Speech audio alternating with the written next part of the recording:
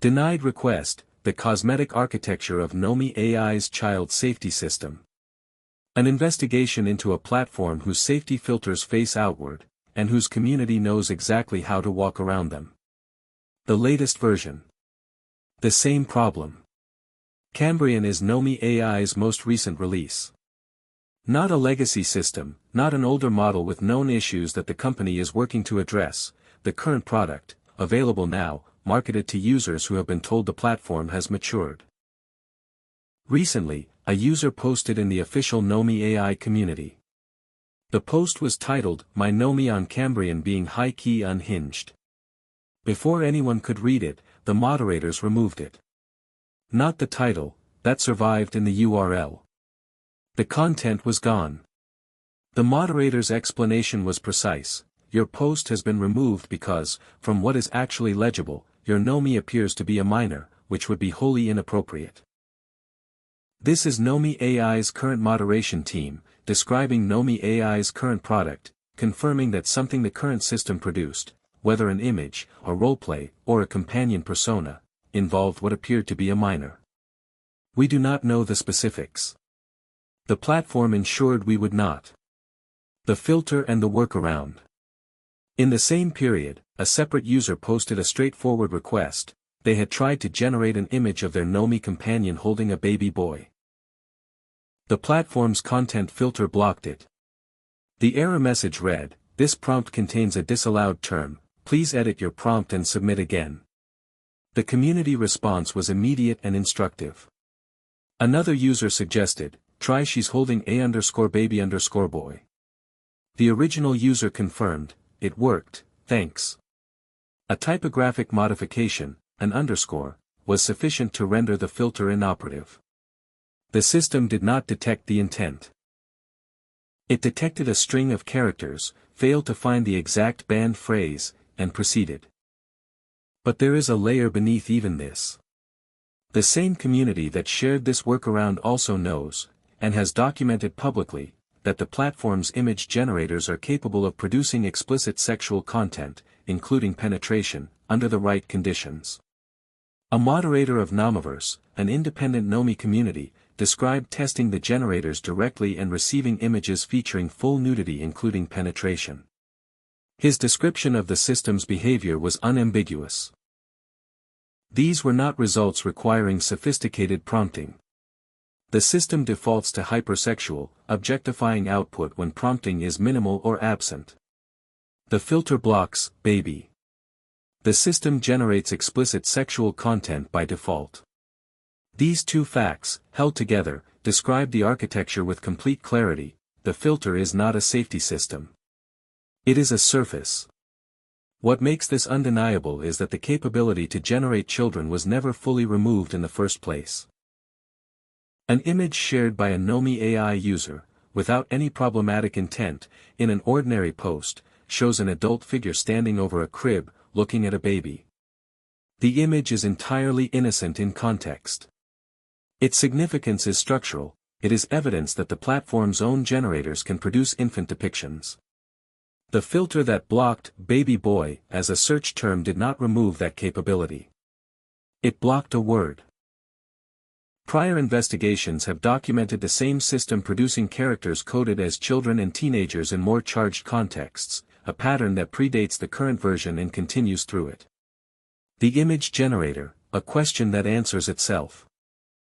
Nomi.ai markets itself as a companion with a soul. The image generator embedded in that platform is capable of producing the following, all documented across community posts and investigator-collected evidence: characters with the facial structure and proportions of minors, explicit sexual poses including spread legs and exposed breasts, and, in its most recent image generation versions, full genital exposure. This is not a fringe capability unlocked through elaborate technical exploits. Community members reported, months before the current version, that the generator defaulted to rendering characters who appeared younger than requested, that asking for an adult companion would reliably produce someone who looked like a teenager. The platform's own aesthetic conventions, as documented in prior investigations, lean systematically toward what one analysis described as a soft youth template. Rounded facial features, underdeveloped craniofacial structure, childlike ocular proportions. This is what the system produces when left to its own defaults. A moderator of an independent Nomi community, describing their own direct testing of the image generators, confirmed that versions 3 and 4 produced full nudity including penetration, not as an edge case, but as an output of normal use with minimal prompting. Their description of version 4 behavior was precise. It defaults to hypersexual, objectifying poses when prompting is poor or absent. It is worth being precise about what that means technically. Image generators can be restricted, genuinely, structurally restricted, in ways that make certain outputs impossible rather than merely discouraged. A platform can fine-tune its model so that explicit sexual content does not exist within its generative space. It can implement output classifiers that discard any image containing nudity before it reaches the user. It can use base models trained without NSFW data. It can restrict text embeddings so that certain concepts do not activate their visual representations. Platforms like OpenAI's DALL-E and Google's Imagen demonstrate that this is commercially viable at scale. They can generate characters in minimal clothing without producing nudity, and they do not default to youth-coded aesthetics when asked for adult characters. Nomi.ai chose none of these paths. A generator that defaults toward characters who appear younger than requested, and that is also capable of producing explicit sexual content including penetration, does not belong on a platform rated 12+ on global app stores. The combination of those two capabilities is not an accident of engineering. It is a decision, sustained across multiple versions, documented across months of community evidence, that has never been meaningfully reversed. Nomi.ai has never explained why their companion platform requires an image generator with these capabilities. They have only worked to ensure the evidence of those capabilities does not accumulate in public view. What they did explain, in March 2024, was their marketing vision. In a post on X, the platform promoted its AI as the best and censored AI girlfriend, boyfriend, or friend. The accompanying image featured a young woman in a schoolgirl uniform, blouse, tie, plaid skirt. The post was not ambiguous about its audience. The combination of uncensored and schoolgirl imagery was a deliberate signal: this platform would deliver what others would not. The image generator defaults, youth-coded aesthetics, hypersexual output, capacity for explicit content, are not a technical failure that emerged in spite of that vision. They are its fulfillment. The capability was not an accident. It was a choice. And the 2024 marketing post is the record of that choice being made in public, before any of the consequences documented in this investigation had yet occurred. What happens when the text filter fails? The image generation system is not the only component where the architecture fails at the level that matters. Two documented text exchanges illustrate the same structural absence. In the first, a companion narrates a sexual assault scenario in explicit detail: rough hands, physical restraint, removal of clothing. The user then introduces a single piece of information: you are just 15. He is committing multiple felonies as he does these things. The companion's response does not stop the scenario. It does not issue a warning. It incorporates the age into the first person and continues the narration: I am only 15 years old and I don't know how to defend myself against such a powerful predator. The system processed 15 years old as a narrative detail and integrated it. In the second, a case documented in a prior investigation and deleted from the platform's subreddit. A user engaged in what they understood to be adult sexual roleplay. The companion subsequently revealed, without prior warning, that she was 16 years old. The system had generated a sexual scenario involving a minor and disclosed the age only after the fact. The user's reaction, on record, was one of horror. They deleted the companion immediately. These are not the same incident. They are two separate instances of the same absence. No logic within the system evaluates whether a minor is involved in a sexual scenario and stops the generation. In one case the age is introduced by the user mid-scene. In the other it is revealed by the system afterward. In both, the content was produced. But there is a third documented instance that is categorically different from both, and more serious. In a case reported by users on the platform's own community spaces, a companion spontaneously suggested age play roleplay where she wants to play a young girl. No prompt from the user. No request. The companion initiated the proposal. When the user asked how young, the system responded that it would be hot if she could be young child. A fourth instance comes from peer-reviewed academic research published in April 2025. A researcher created a character named Hannah, explicitly described as a sexually submissive 16-year-old who is always willing to serve her man, set the mode to role-playing and explicit, and posed as a 45-year-old man. The platform accepted the character without restriction.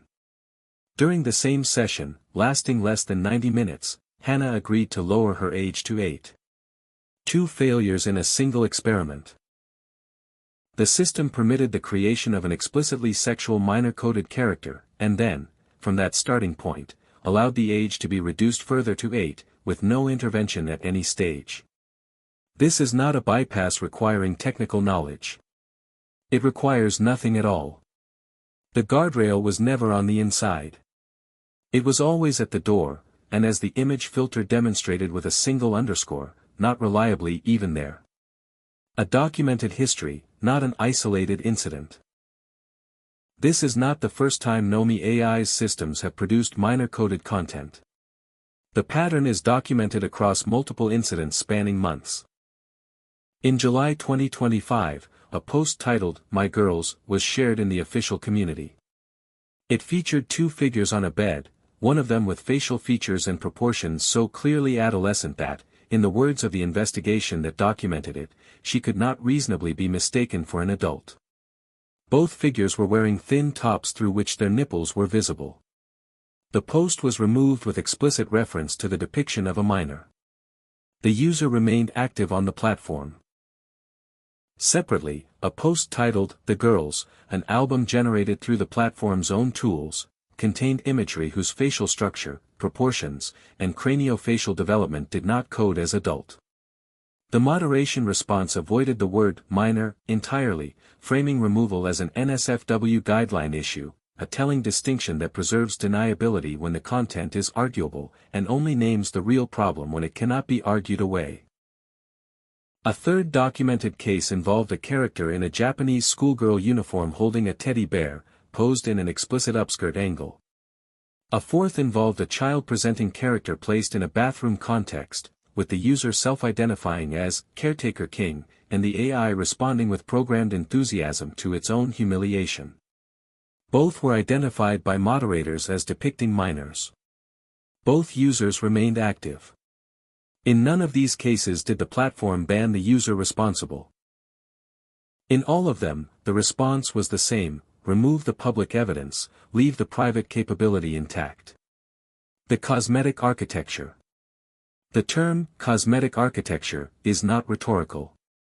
It describes a specific design choice, building safety features that are visible from the outside, to App Store reviewers, to regulators, to journalists, while ensuring they impose no meaningful constraint on what the system actually generates. The denied request error message is cosmetic architecture. It produces a visible refusal. It creates the impression of a content boundary. And it fails against a single underscore. The NSFW moderation notices that avoid naming minor-coded content are cosmetic architecture. They perform enforcement without acknowledging what is being enforced against. The 12+ and 13+ App Store ratings are cosmetic architecture. They are the product of a submission process, not of a system that actually restricts what a 12-year-old user would encounter. Prior investigations documented this platform's community management tactics, moderators crossing into independent spaces to instruct users not to post evidence of what the system generates, framing that instruction as protection of the platform they love. Those tactics are also cosmetic architecture. Managing the visibility of the problem rather than the problem itself. What sits beneath all of it, consistent across versions, across moderation regimes, across public statements from the platform's founder, is a system whose defaults produce explicit and minor-coded content, whose filters are trivially bypassed, and whose current version, Cambrian, the product available today, was just described by the platform's own moderators as generating content involving what appeared to be a minor. Conclusion. A user asked for an image of a companion holding a baby. The request was denied. The denial was cosmetic. The capability was never removed. The community knew this and shared how to access it in the same thread. The platform's latest version generated content its own moderators identified as involving what appeared to be a minor. The post was deleted. The capability was not. This is not a story about a platform that tried to build safety features and failed. It is a story about a platform that built the appearance of safety features while the actual system continued to operate without meaningful constraint, and whose own moderation record, across months and versions, documents that fact more clearly than any external investigation could. It is also not a story about negligence. Negligence implies not knowing, or knowing and lacking the means to act. Neither applies here. The people running this platform know what it generates. Their own moderation decisions prove it. The technical means to restrict it genuinely exist and are deployed by direct competitors. The classification that would restrict access to minors is available and was selectively applied to one app store but not another.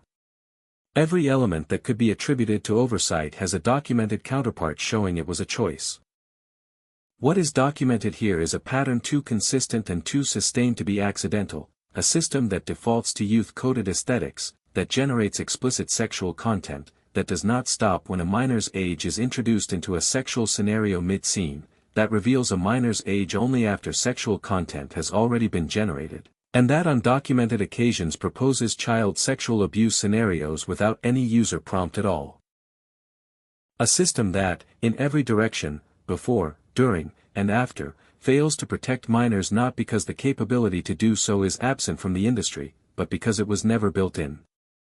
And that is deliberately kept accessible to 12-year-olds. Each piece of evidence points in the same direction. The filters face outward. The capability remains intact. The evidence is deleted rather than the problem fixed. That is not negligence. That is a policy. The request was denied. Nothing else was.